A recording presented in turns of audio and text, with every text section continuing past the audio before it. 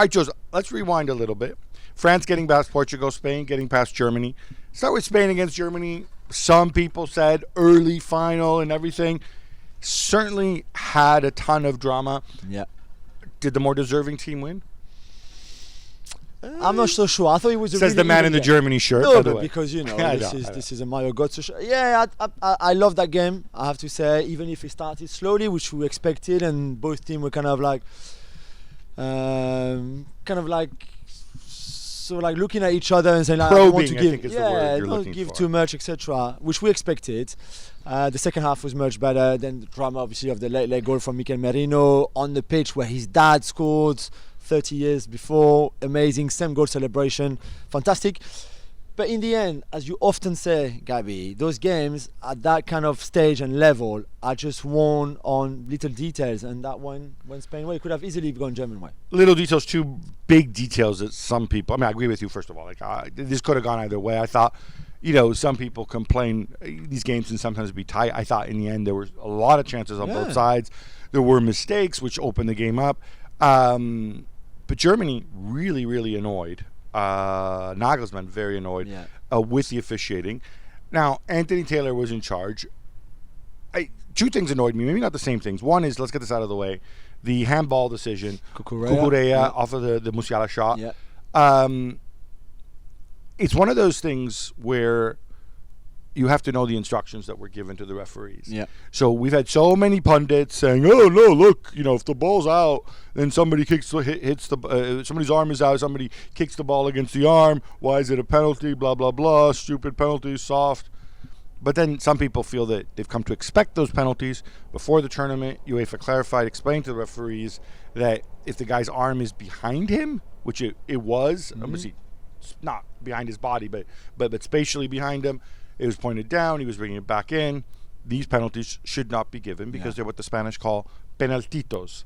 Do you accept this? Yeah, I understand. It's the rule. And to be fair, the referees and his VAR people, everyone, he moved on very quickly. So you knew there was clearly an instruction, and they knew he felt in that case. Yeah, listen, you people have to agree, right? You either say these are penalties or these are not penalties. Yeah.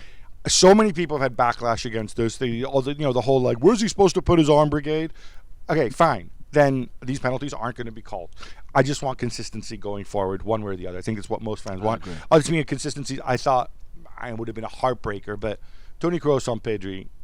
I don't like this whole you mustn't spoil the game thing. I thought that was wrong. I thought that was maybe it wasn't malicious. No. But that is a yellow card every day of the week. Yeah.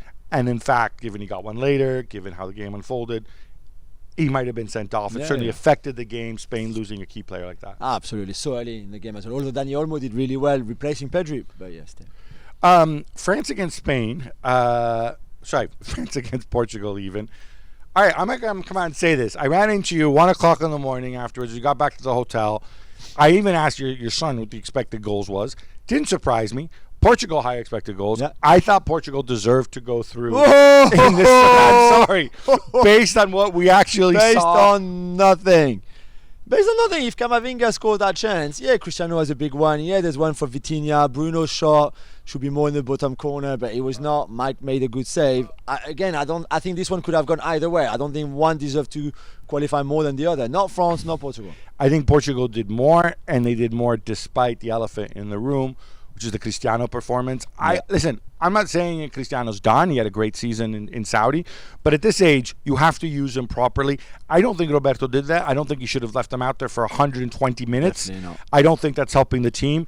And if anything, if I were Portuguese, I'd feel, oh my God, the other bits of the team, most of them did so well in this game. We had so many chances against, probably the best team in Europe.